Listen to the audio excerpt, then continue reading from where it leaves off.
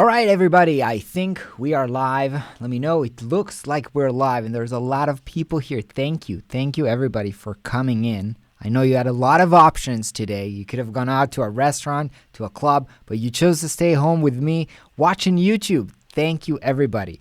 I know there's a lot of noise going around right now. Everybody's talking about quarantine, how to be productive, coronavirus, all that stuff. We're going to have only good vibes here on the air. I assume we're going to be here for an hour. I got a really awesome presentation for you, and then we're going to dive into kind of Q&A, talk about anything you want, but I really want to bring in good vibes today, and we're going to talk about what we can do, not what we can't do. Just checking in the comments just for a second. Let me know if you can hear me and see me right. I'm not super like these live stream. I always have problems with these things. Anyway, so I know some of you have been starting to feel the change in the economy. If you're a freelancer, I have a lot of freelancer friends, so it kind of divided between people who are getting more work than ever because some agencies are now becoming too expensive, or they can't do the work because they're not regular to work from home. And the other part of freelancers are like they draw all their upcoming projects are like dropping by and they're starting to stress out. Some people who might have worked in agencies, stuff is kind of like either they're shutting down, maybe they lost their job. So a lot of people are starting to think about, what can I do right now? How can I bring in money? I want to start thinking about, taking care of myself, my family. I need to make sense. And on today's show episode live stream, we're going to talk about what we can do right now. All right, so let's dive in. I've actually made a little bit of a presentation, but it's basically just kind of a reminder for me for what to talk about. So this is what we're going to talk about, how you can make money right now. So here's the situation, right? We're all in a new situation that we never been in before, and that situation creates a lot of new problems, a lot of new problems that we don't know how to deal with, a lot of problems that we thought maybe we knew we had to do something, but now they're totally immediate. But the thing about problems is that problems is opportunity. And us as designers and people who really understand the web services, the whole online world, we're really suited and well-positioned to solve these problems. So this is what we're going to cover today. What are some of the opportunities that you can start exploring, whether it is online or just in your local network, so that you can actually help people and businesses solve their problems? And as the famous, I think, Zig Ziglar quote that I love is, if you want to have everything you want in life, you just need to help other people get what they want. And a lot of people right now are struggling for a variety of reasons. If you can help them solve their challenges, they would love to pay you for that.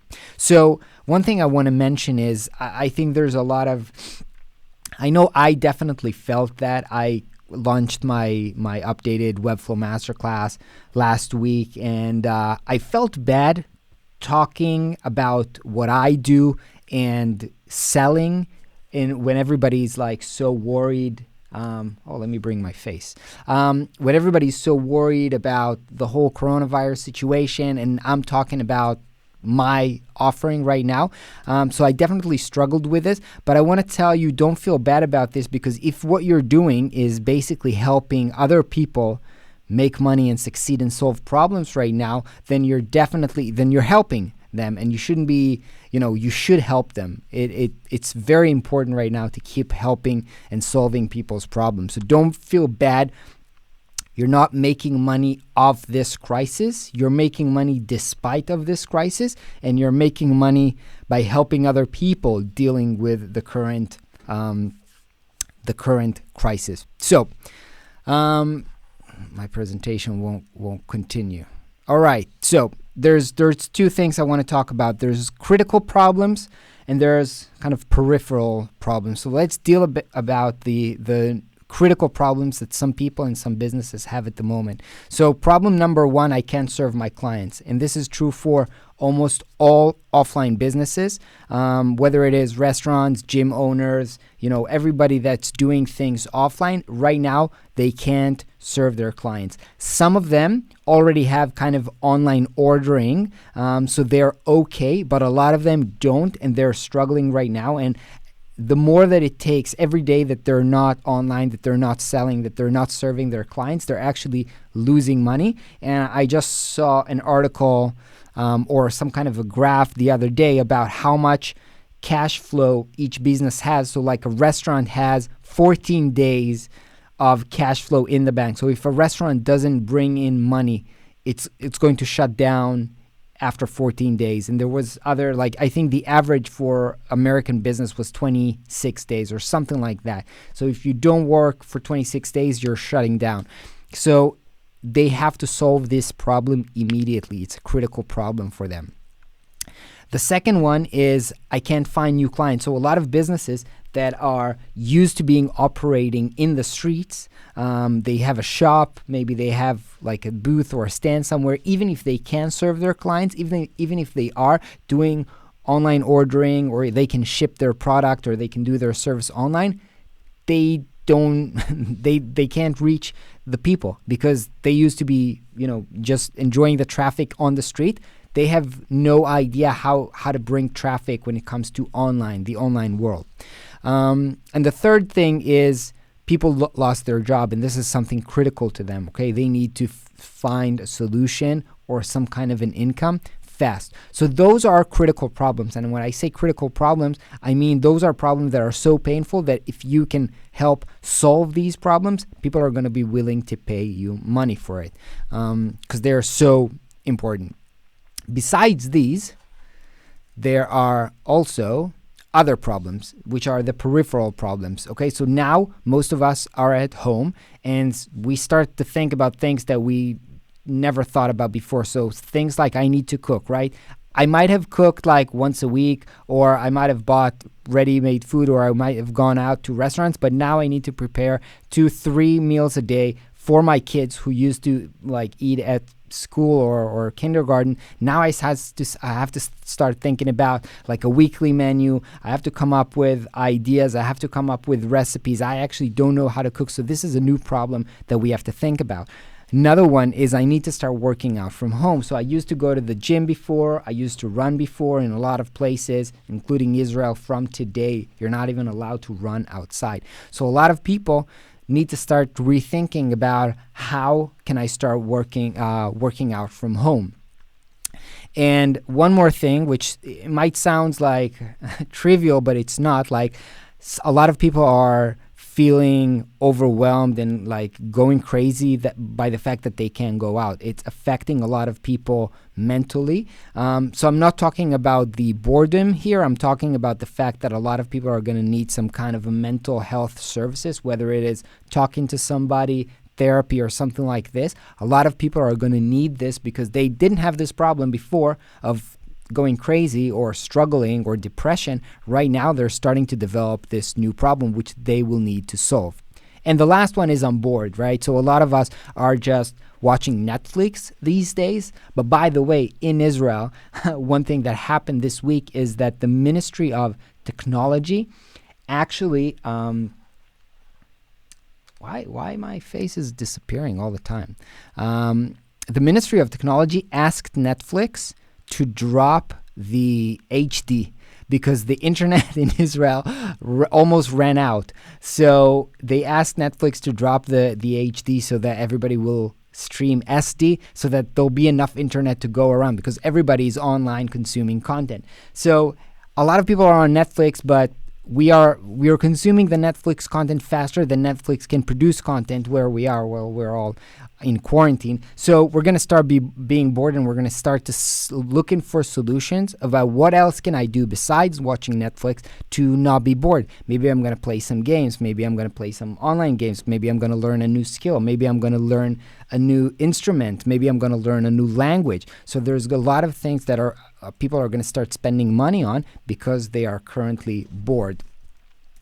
So, and this is a big one. I wanted to start this stream by saying, there's basically two kinds of people in the world. There are people who are quarantined alone at home, and they have too much time on their hand, and they're like struggling with being lonely and having too much time on their hand. And there are people with kids who don't have a second for themselves, and this is my situation. We don't have a second for ourselves, so we're not bored. I don't know if I'll have time to read more books or pick up a new skill because I need to take care of my kids, and I'm so overwhelmed and tired by the time I need to go to bed. However, my son just did like his kindergarten. They have kind of a yoga class, and they did this yoga class, in Zoom this week, and he loved it, and he was in his room doing yoga on Zoom, and I was like, can I pay that instructor to do that every day now? So people are going to, as time goes by, people are going to spend more and more money about tasks that will help them, activate their kids, take care of their kids. So that's another huge problem that, again, people are going to pay money to solve. So these are problems that people are going to spend money on. They're not as crucial as the first initial problems that we discussed, but it's also things to keep on mind, things that you can brainstorm on in order to come up with how you as a designer can solve these problems. So let's start to dive deep into what can we do as designers and freelancers and developers to solve these problems. So let's start with the most critical problem, which is I can't serve my clients. And it's most critical because, again, this is business.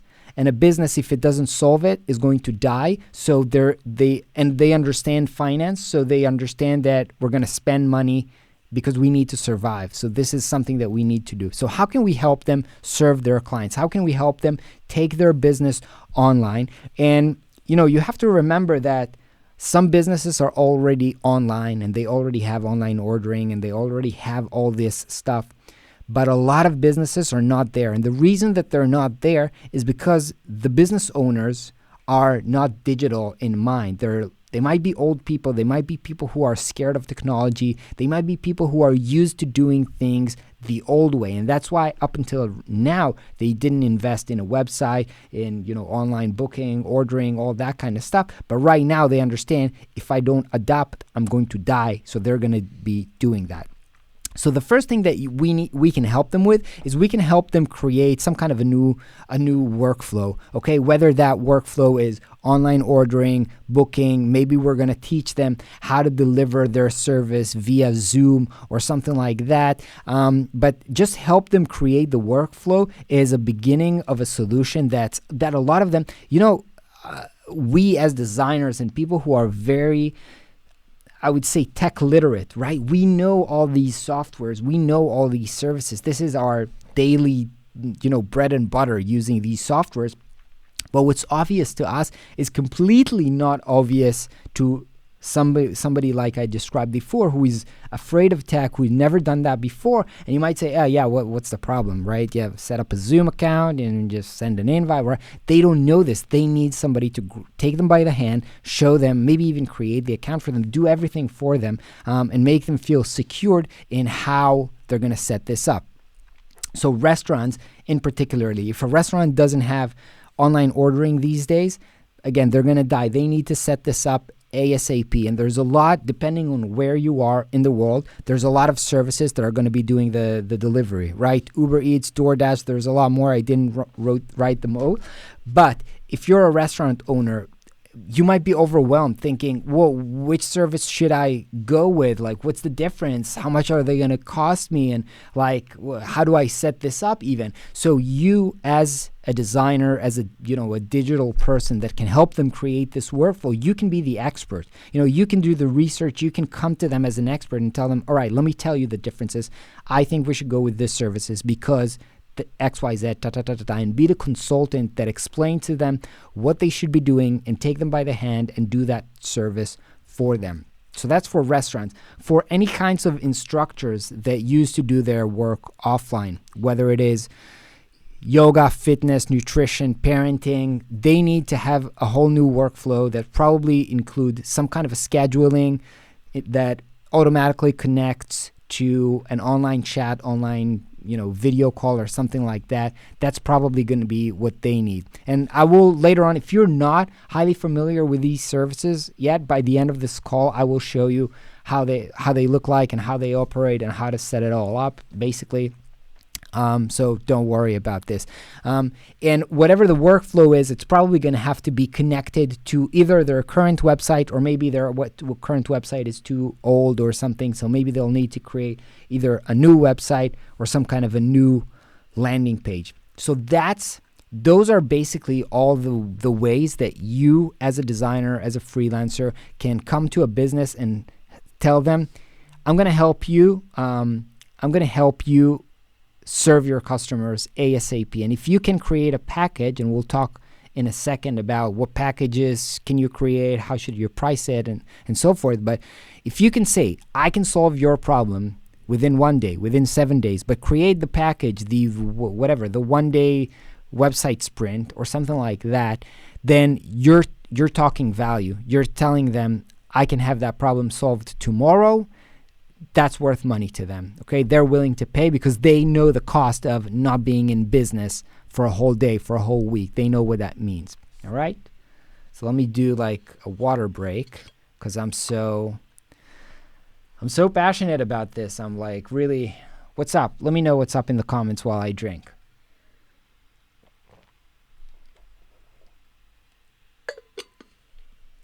Am I going too fast, everybody? Yeah. Are we good? I think we're on delay, so by the time I will see your comments, this is already too long. Anyway, let's get back to the presentation. All right, so let's talk about how to price this. So here's a suggestion, and this is a suggestion. This is something that really I came up with pretty quickly. And again, this is just an idea of how I would set this up if I would do this right now. So I would create kind of a packages from the most light package, which is basically a DIY, like do it yourself. In this package, I have some kind of a kit that I can give them, either like a PDF or it's kind of a consultant that says, all right, here's your workflow. You need to do this and this and this. You just tell them, you're kind of guiding them through this. Maybe it includes recorded videos about how to set up services like Zoom and Calendly. Maybe you do a 1-hour consultation with them, but basically it's a guidance and they do the setup themselves. Then there's like the middle package, which is what I've mentioned before, maybe the website sprints. So here you want to set up a website and you want to do this as fast as possible. Now, usually I always talk about, custom website, but in this case, I think like time is of the essence. So if you have some kind of a template that works well with their kind of business and you can customize it pretty quickly and you can create an account for them on those services and sync them up and set it up, I think that's an amazing value. It's like, I will do this for you, and I can promise you that this is going to be ready within 24 to 48 hours. This is an incredible value. We do the setup for you. And then there's like the premium gold package, which is basically, we're going to do this, but we're going to do this in a bespoke way. So maybe it's not 24 hours. Maybe we're going to work on it for a week, but it's going to be kind of a custom thing. It's going to be with a strategy. We're going to think about what you really need. So we'll make sure that it solves your business problems and it's not just like a quick fix. And we'll guide you through it. And I'll give you consulting calls for the next few weeks to make sure that you're okay with it and you know how to handle this and everything works well. So this is kind of a way, this is like ballpark packages with ballpark pricing, which I think are decent for, businesses.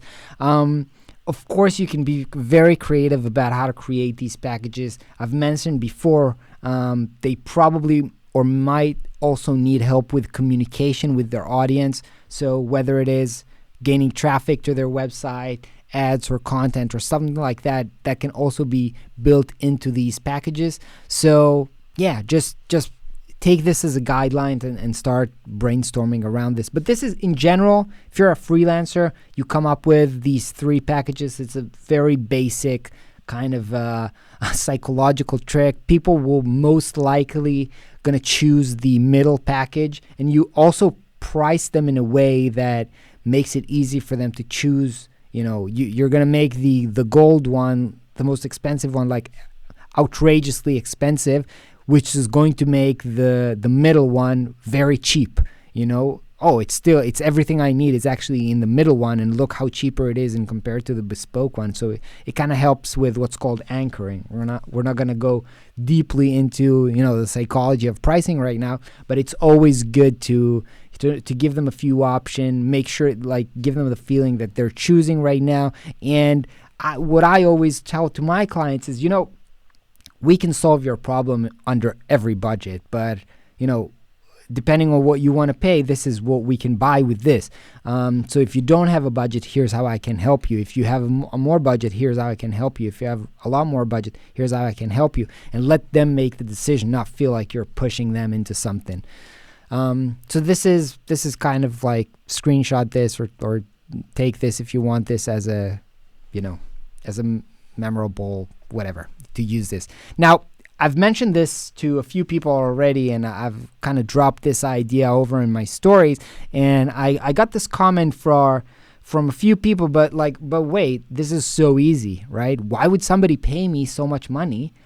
It's so easy to set up, a Calendly that links to Zoom. I mean, it's so easy, but don't forget, remember who are the people who need this most. Those are people this is not obvious to them. And it's not like you're taking advantage of them, but your knowledge and the skills that you've built, and you worked a lot to build these skills and the knowledge, you're getting paid because you're solving their problem. And the fact that it's easy for you doesn't mean that it's easy for them.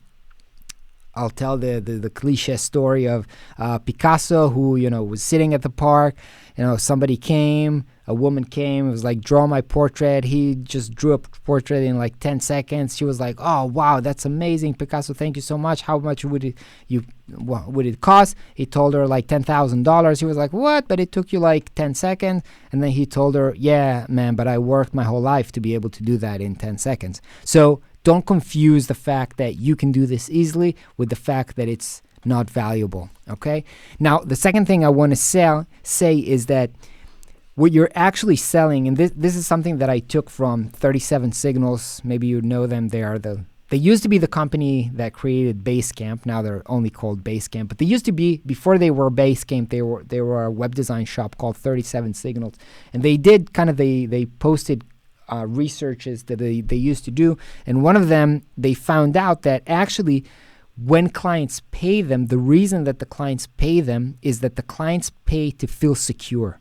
Okay, the clients pay them a lot of money because the clients wants an expert to tell them that what they're doing right now is the right thing. Okay, so yes, maybe the client's granddaughter could have designed the same logo, but the business owner would never feel comfortable using a logo that was designed by his granddaughter.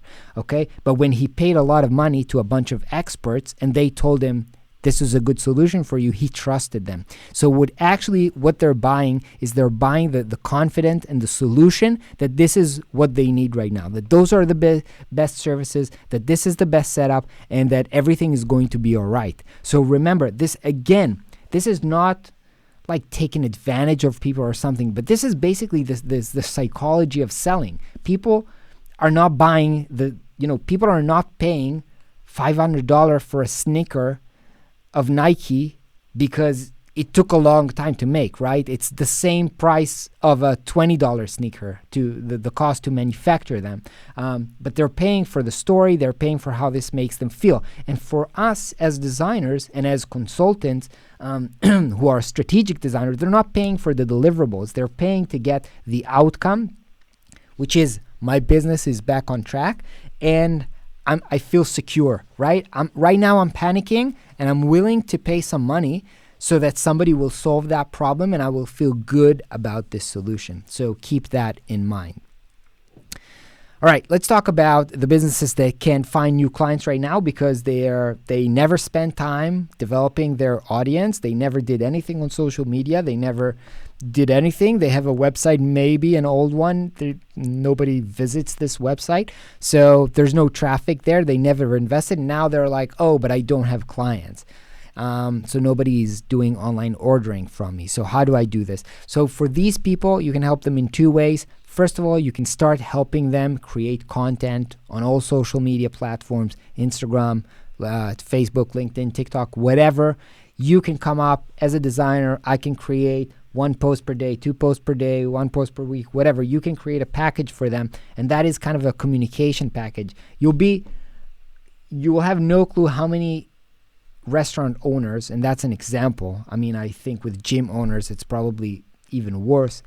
They maybe have an email list of clients, but maybe they don't. They don't even know how to email their customers. Okay, so they just don't know how to communicate with them. If you can take that from them, you can say, okay, let me help you bring traffic. Let me help you communicate with your customers, create engagement, make them buy online.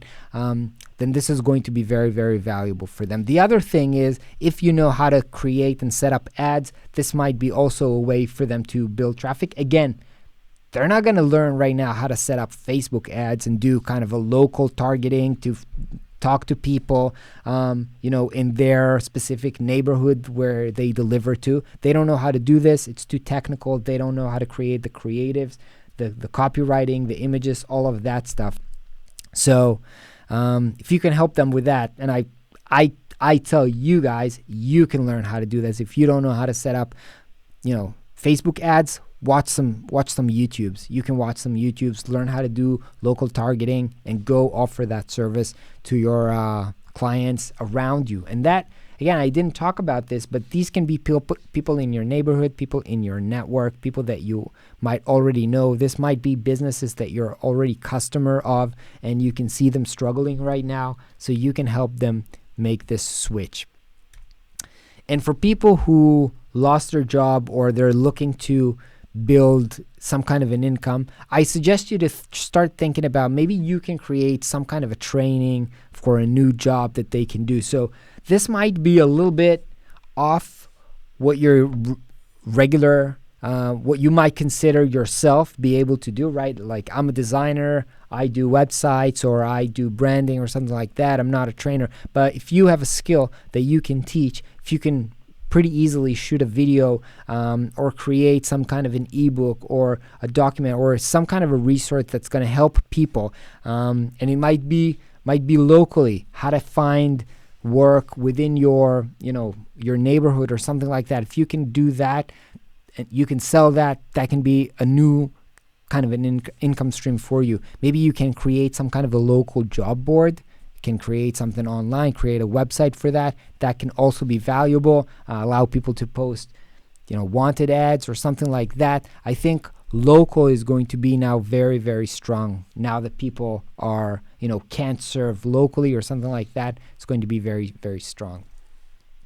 And the last thing is, people are at home. So again, they're very bored, and they will be spending money on their top concerns, which are food, fitness, mental health, kids, and getting bored. Okay, so you can start thinking and be creative, right? If you are one of the lucky people who don't have to take care of kids all the time right now, and you have a lot of time on your hand, and if you don't have design projects, remember, the fact that you have skills of a designer means that you can create a well-designed documents, well-designed websites. You can create things that visually look good, so you can package things. So even if there's a lot of people right now who are, selling food recipes or doing food training, you have an advantage as a designer who can set up the whole framework, that can build a sales page, that can create a good package.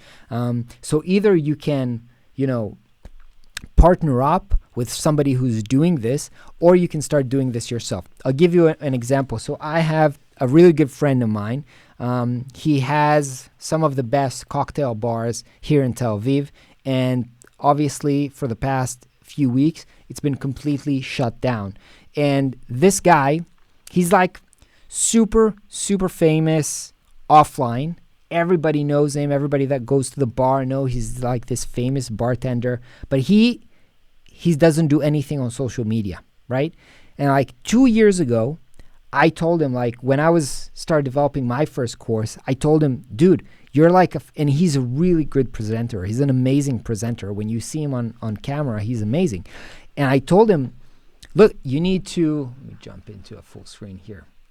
I told him, look, you need to create an online course about, he's a very famous and like a genius mixologist. Like he creates and invents cocktails. I told him, you need to create an online course about creating, creating cocktails. And he was like, yeah, it's very interesting. He's super busy. He's like traveling the world, consulting bars everywhere. He was like, I don't have time to do this.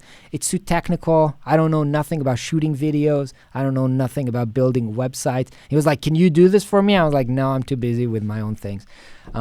Anyway, so this, the last week I sent him an email, a message. I was like, dude, what's up? And he was like, I'm home. All my restaurants are kind of shut down. And I told him, all right, so now is the time for you to create that course about how to create cocktails online. And I just got on the call with him like an hour ago before the stream. I got on a call with him and we started brainstorming. We started like, let's think about, so people are at home, they can't go to the bar, but maybe what they have in their current cabin, right? Maybe they have some vodka, maybe they have some whiskey. Maybe they can create cocktails at home. So we started to brainstorm and came up with a package of, cocktails that you can do with things that you have at home right now. And with like he will invent like funny cocktails like quarantini or something like that that's going to be relevant to the time right now. We're going to package this and we're going to create kind of an online course, like a package of these recipes with videos of him showing how to make these videos with what you have at home. So just think about this. This is a man that has a completely different business, but right now it's shut and he needs to set up this whole thing. So think about what an amazing design project this is going to be. Like create a website for this, create kind of a brand, create kind of a packaging, create this ebook, like think about the whole visual language of this. So this is going to be really, really incredible. And this is just like from today. So let's get back to this. So besides creating packages and trainings or something like this, maybe you can help other people over Zoom to solve with any of these, right? So maybe you can do coaching, or maybe you can just do Zoom per, just like the instructors that we talked about, how we can help them do this. Maybe you can use your skills to do that as well right now. And so this is basically what I talked about before. Maybe you can create a product. So either use your skill to create some product, or find your friend or somebody that like my friend who's stuck right now, who needs this nudge that your skills can fit what he needs right now, he or she needs right now, and you can start putting this project together. And we created basically kind of a 2-week sprint with a kind of a gun about how this project is going to happen. And remember, these people are sitting at home right now, not making money. They need to make this happen very, very fast. And, so I did for my friend specifically, I was, helping him because he's my friend and I want to help him. But if this was a client project, this needs to be kicked off immediately. And done. So what I want you to take away and remember here is, just because people are home right now and people are panicking doesn't mean they're not going to spend money. The contrary is actually true, and you can find that. You can see, I remember I read this research that when things are bad in the news, people shop more. Okay, they actually spend more money. The classic of what you're seeing right now is that people spend a lot more money. They're shopping for food because they're afraid, but they're buying 5 times more food than normal. But when people are panicking, people are also buying a lot. So the fact that people are home doesn't mean they're not going to spend money. They will spend money if you help them solve one of these problems that we talked about previously. So I want to jump a little bit into showing you how these tools look like. Maybe you're familiar with them, maybe you're not familiar with them, so I'll just show you. So Zoom, this is Zoom. This is the website of Zoom. But I glanced over at the comments and I saw somebody asking, is Zoom the best online chat? And I think the thing about Zoom and why Zoom is winning right now, because Zoom just works. It's kind of like really, really low latency. And even though Facebook has Facebook Messenger video and WhatsApp video and Skype and all these different services, at the end of the day, I mean, you would think everybody would talk on Facebook Messenger video. No, but they're going to Zoom. Why? Because Zoom has just better reliability of video. So that's why people are doing this. So this is really what wins right now: reliability and video quality, even when the internet drops by. So this is Calendly, and Calendly, if you don't know what Calendly looks like, let me open that up. Let me copy link, and then let me see how that looks. All right, so Calendly basically is a link, or you can embed this in your website, and when people click it, they can just book time with you, and this will create a calendar event for both you and them. So if this is my account, basically what you can do is you can click add to website, and then you can either embed this widget in your website, or you can add it as a button or some kind of a pop-up. If I want to, I can just go in here and I'll get some custom code, which I can then copy and embed in my website. So next one is Webflow. Probably you've heard about Webflow just because I talk about this a lot. This is what I use to build website. And basically, this is just a template that I opened up. But the good thing about Webflow is you can just scroll down here. There's an embed widget.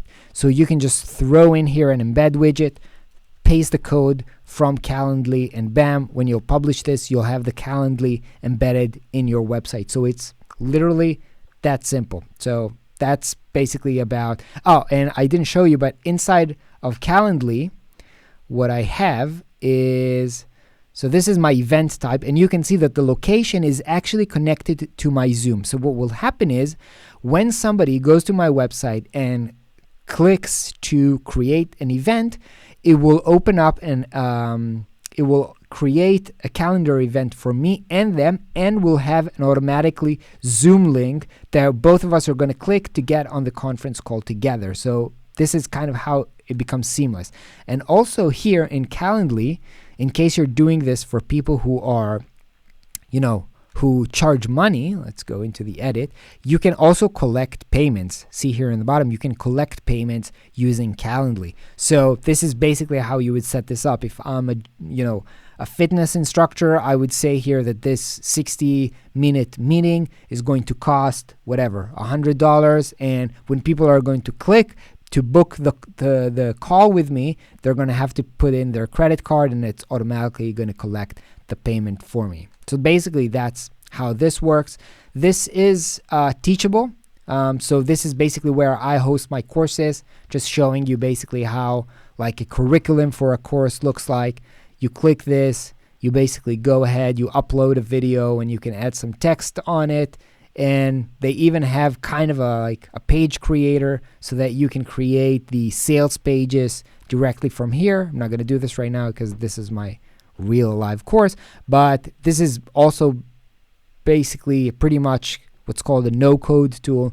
You can just upload your content, and it's pretty straightforward. The last one that I want to show is Gumroad, which is an even easier way to sell things online. So basically, you can upload your file. This is what I suggested my friends to package his course with, just because it's even simpler than, Teachable. You can just upload your file, put a price on it, and then you're going to get a link that you can put wherever you want, or you can embed this again on your website, and people will be able to purchase, download, and get that from here. So I think that's what I have for you today in terms of presentation. I think we can dive into Q&A right now. So let me know how you people are. Let me know. Ask the questions. Tell me what's up.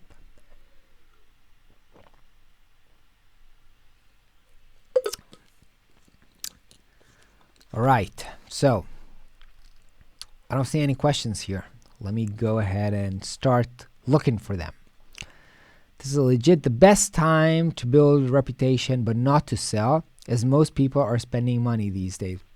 So I just want to regard that comment about this is the best time to build reputation versus selling. I do think that it's a great time to build a brand, right? A lot of people are spending a lot more time on social media. So it's if you don't have to sell, right? Then maybe it's great to just be helpful and create helpful content. However, I remind you what I said at the beginning, that if by selling you're helping them, right? If they're about to shut down their business unless you help them do this, then it's pretty helpful to sell to them. So I think it's a mixture. I do think it's a great time long-term to build a brand, just because, again, there's much more attention on social media. Also, ad costs are going down. So if you want to spend ads not to sell, but rather to build your brand, might be a good idea. Probably something that Gary Vee is going to say. But yeah. How will design job positions after the COVID-19? So I think in general, and today I shot a video that's going to go live next week about remote jobs. So I think, I just spent the day going over remote jobs, and I still see a lot of companies hiring. You have to remember specifically that in the startup ecosystem, a lot of people, 2019 has been a great year for raising money. A lot of companies raised a lot of money, and they're still going to hire people because they have the money in the bank. It's got nothing to do with sales. Maybe they'll hire more freelancers because they're going to be more careful about their budgets. But yeah. I see a question, cold emailing. Should you do cold emailing? Look, if you can avoid it, if you have somebody that you can help with that you already know, or if you can get an introduction from, somebody who knows somebody, introductions are always better than cold calling or cold emailing. I do think that it's great because it creates trust and it's easier. But yeah, if you see somebody struggling and you think that you can help them, yeah, email, just reach out, and it's okay. My cold emails are going into spam. Any suggestions? I don't know about cold emails. I do cold emails sometimes when I'm not trying to sell, but just reaching out to people that don't know me, and I reach out to them, and most times they just reply. So I think if you're trying to be helpful, if you keep the email short, I think I might have a video on the channel about how to write good cold emails. Look that up. Please answer how to get remote jobs after COVID-19. So first of all, we don't know when this thing's going to be over. So I would look into getting a remote job right now. And as I said, next week, a video is going to come up about my favorite websites for remote jobs. But you can even start looking right now. I mean, there's a lot of remote jobs going on right now. Just start looking and start applying. Yeah, exactly. Remote job boards, dude. Yeah, just Google. Specifically in this industry or the examples you offer, not many people know somebody who knows someone. I don't think that's exactly true. And again, I'll give you my example. So I'm based in Tel Aviv, and I eat at a lot of restaurants. So I would feel comfortable reaching out to any restaurant owner and say to him, kind of cold, but say to him, look, I'm a regular customer. I want to help you. I see that you don't have online ordering yet. I want to help you set that up. I think, again, when you're talking about local businesses, I think the fact that I personally know around 10 people who need to make the switch right now. So I'll just give more examples. I shared the example of my friends who they shut down his bar. My wife has, she's doing group fitness group. Her trainer is now moving online. Yesterday, I got a call from a past client so that his wife has a gym and now she wants to do an online course. So, just within the network of people that there's a lot of people who work locally, and you start reaching out to them, start talking to the people that you know, and I think you'll hear the stories about people who need to make this transition right now. Manuel, I just finished college and I'm just starting out. In my country, there's almost no opportunities. Getting a remote job is difficult with my little experience. So Manuel, I would suggest that you just start out by helping people. If you don't have a portfolio, if you don't have anything, just start helping local businesses who are struggling at the moment. And I think that will help get the ball rolling.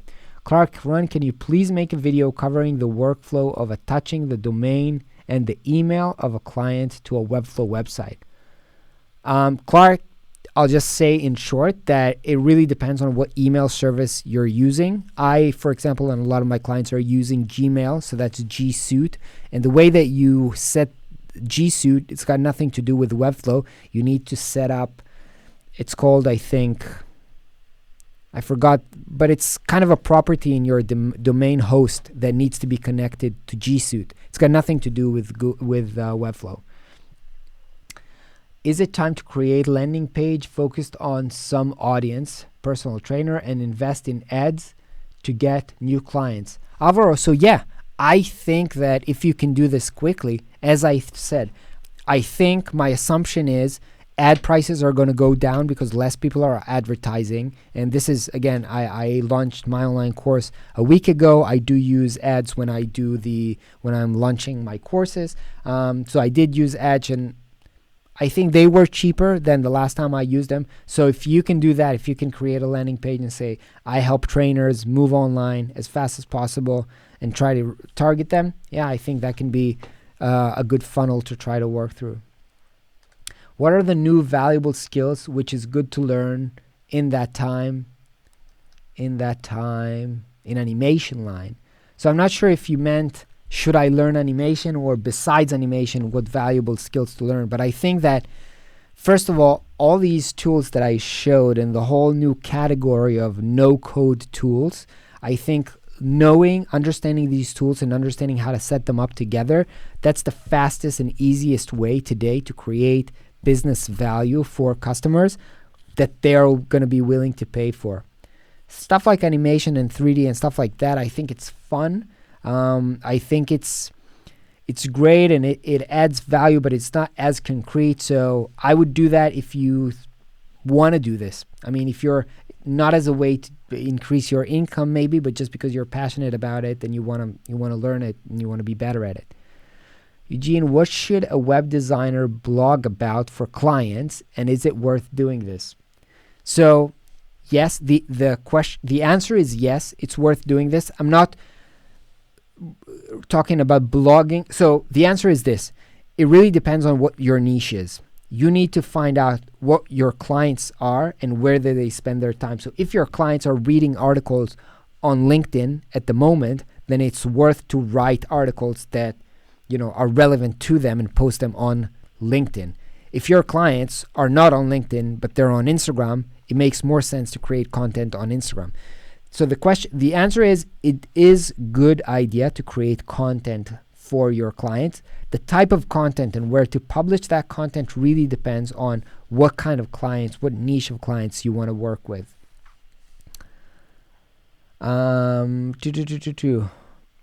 What is the solution? You need a portfolio to get projects, but make a portfolio, you need projects.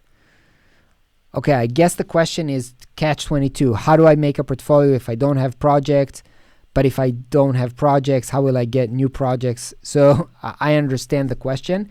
And I guess you can do what a lot of students do. You put in your own personal projects, which are kind of like fake projects. You can just do practice projects and create some kind of a portfolio. My first portfolios back in the day were just kind of like my hobby projects. So I put their photography, I put their illustration. Before I even knew what kind of designs I would do, I would just put everything that I create. So the answer is, start creating the type of work you want to be hired for, put that on a website, and show that to prospects. Ron, what do you think the 3 must-have for the upcoming years are in our toolkit? In the coming year, so I've mentioned understanding no-code tools. I'm not going to say Webflow, which is usually what I say. I broaden that up to say no-code tools because, again, it's a lot of time. It's the setup of the Webflow with Zapier to your CRM or some of the services that we talked about today. It's understanding all these no-code ecosystem. I think that's going to be super, super valuable. In this year, I think that creating business management, if you don't understand finance, if you don't understand sales and marketing, it's going to be a tough year because this is going to be, people are still going to buy, but they're going to be really thinking about where to spend their money. If you know how to sell, you're going to have an edge. A lot of creatives don't bother learning how to sell, or they feel bad about selling, and that's why they don't sell. Maybe they're super talented, they can really do a brilliant job, but they're just not willing to go out and sell. If you know how to sell in a year like this is going to be critical. And what is the third one? Yeah, I guess this is a good time to create a brand. So if you know how to create good content, I would use that this year to really create content and bring value to a lot of people and build your brand, even if people, are not going to buy. How do you approach overseas clients and how do you handle the different time zone?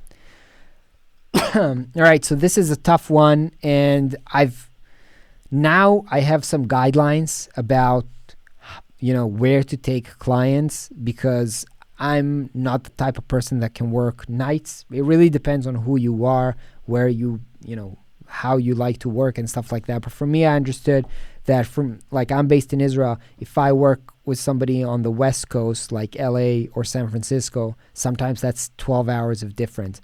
So that makes no sense. I did that a few times. I had to stay late at night to take some calls, and it was a hassle. So I'm not doing that anymore. I'll probably just work with clients from Europe or Asia, close Asia, India, or something like that. That's also my principle for hiring.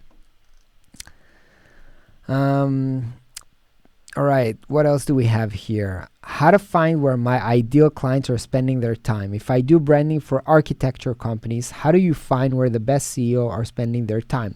Antonio, great question. It's easy. You use Google just like you use everything else, and then you start typing in Google best architecture podcasts, best architecture blogs, best accounts on IG for architects, and you start running these ones, and then you start diving deep and finding where they are, who's got most of the traction, where people are, where is the CEO has been interviewed, does he has an active Instagram account, does he has a LinkedIn account? You start doing the research that way, and I think you'll find it. Water break.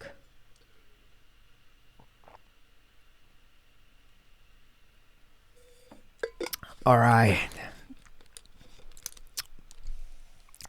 How do you do online orders for restaurants on Webflow? So, France, that's a good question because I worked in a startup that did online ordering and we built their website with Webflow. But the simple question is you have to integrate with another service. So what we did was we exported the code and then we integrated with the other services. But it's not something that you can do natively. It's not like native e-commerce. You need to work with a solution. Restaurants are something that is complex. A lot of times you need to, sync with their POS, which is point of sale, to print, the bonds in the kitchen. So it's a little bit of a complex solution. That's why I said you need to research all these solutions that are out there, like Grubhub, Uber Eats, and all these, and start learning how you can integrate with them. I haven't done freelance before and transitioning to UX, UI. What would you suggest? What would you suggest to find clients?